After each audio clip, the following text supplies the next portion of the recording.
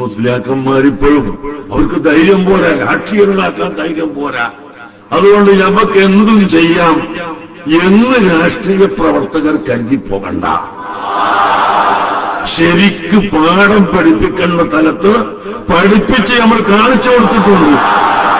ഇനിയും അത് പഠിപ്പിക്കേണ്ടി വരും ആവശ്യം വന്നാൽ. നിങ്ങൾ നോക്കൂ, കേരളത്തിൽ ഒരു വഖഫ് ബോർഡ് ഉണ്ട്. കർണാടകത്തിലും തമിഴ്നാട്ടിലുമൊക്കെ വഖഫ് ബോർഡുള്ളതിൽ ആ വഖഫ് ബോർഡിന്റെ നന്മ അവിടെയുള്ള മുഴുവൻ ജനങ്ങൾക്കും ഒരുപോലെ ലഭിക്കുന്നു, ഒരേ ക്രമത്തിൽ ലഭിക്കുന്നു. ജാതിമത ഭേദമന്യേ, രാഷ്ട്രീയ ഭേദമന്യേ മുഴുവൻ ജനങ്ങൾക്കും അവിടുത്തെ വഖഫ് ബോർഡിൽ നിന്ന് ആവശ്യമായ ആനുകൂല്യങ്ങളും നിർദ്ദേശങ്ങളും ഉണ്ടാകുന്നു. അതിന് പകരം ഒരു വഖഫ് ബോർഡ് ഏതെങ്കിലും ഒരു കുത്തക രാഷ്ട്രീയത്തിന്റെ കയ്യിൽ മാത്രം അടക്കി ഒതുക്കി വെച്ച് ഇവിടെ ബാക്കിയുള്ളവരെ അടിച്ചമർത്താനുള്ള ഈ പ്രവണത ഇനി വിലപ്പോവുകയില്ല. അതിനർത്ഥം ഞങ്ങൾ രാഷ്ട്രീയം ഉണ്ടാക്കുന്നതല്ല. ഞങ്ങൾക്ക് കക്ഷി രാഷ്ട്രീയ സംഘടന വേണ്ട. അതില്ലാതെ തന്നെ ഇരുത്തേണ്ടവരെ ഇരുത്താൻ കഴിയും. അത് കഴിച്ചിട്ടുണ്ട്, അനുഭവമല്ലേ. ഇത് കിബിറു പറയുന്നതല്ല.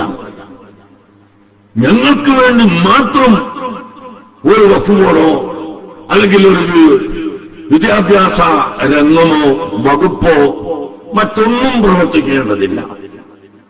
ഈ രാജ്യത്തെ ജനങ്ങൾക്ക് വേണ്ടി എല്ലാവരും പ്രവർത്തിക്കണം. അത് പ്രവർത്തിക്കാതിരുന്നാൽ തീർച്ചയായും അതിന്റെ ഫലം കാണേണ്ടി വരും. കാരണം ചില ആളുകൾ ഇത് രാഷ്ട്രീയ സംഘടന രൂപീകരിക്കുകയാണ് എന്ന് പറഞ്ഞിട്ട് നാളെ മുതൽ ഈ ആലിമീങ്ങളെ കൈവാരിത്തേക്കാനും ആലിമീങ്ങളെ കുതിര കയറാനും കാത്തിരുന്നവർ അവർ ഹായിബായി പരാജയപ്പെടുകയാണല്ലോ. അത് രാഷ്ട്രീയ സംഘടന അല്ലാന്ന് പറയുന്നതോടുകൂടി.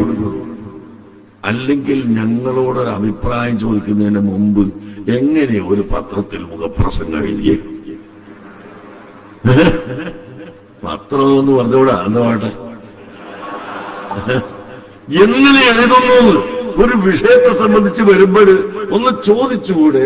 അതിന്റെ ഉത്തരവാദപ്പെട്ട ആളുകളോട് ചോദിച്ചത് അല്ല ഇങ്ങനെ വരാൻ പോകുന്നുണ്ട്, അത് രാഷ്ട്രീയ സംഘടനയാണോ? അല്ലേ? ഒരു പക്ഷേ ഞങ്ങൾ ഇപ്പോൾ മറുപടി പറയുന്നില്ല എന്നായിരിക്കും ഞങ്ങൾ പറയാം. എന്നാലും ശരി, ഒന്ന് ചോദിച്ചിട്ട് ആണെങ്കിൽ ഒരു ധ്വനിയെങ്കിലും കിട്ടുമല്ലോ. അതൊന്നുമില്ലാതെ എഴുതി വിടുന്നതിനൊന്നും അർത്ഥമില്ല. അവരൊക്കെ ലക്ഷ്യമെന്താണ്? ഇവിടെ ഫിത്നയും ഫസാദും ഉണ്ടാക്കി ജനങ്ങളെ കലക്കണം. കലക്കുന്നതിന് പകരം എനിക്ക് പറയാനുള്ളത് ഈ രാജ്യത്ത് സമാധാനം ഉണ്ടാക്കണം, ഐക്യമുണ്ടാക്കണം, ഛിദ്രതയില്ലാതിരിക്കണം. നിങ്ങൾ കേട്ടില്ലേ ഇപ്പോൾ അറബ് രാഷ്ട്രത്തിന്റെ സ്ഥിതി എന്താണ്?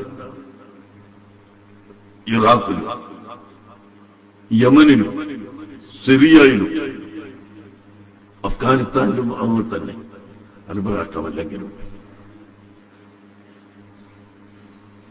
അവിടേക്ക് എന്താണ് ഇന്നത്തെ അവസ്ഥ?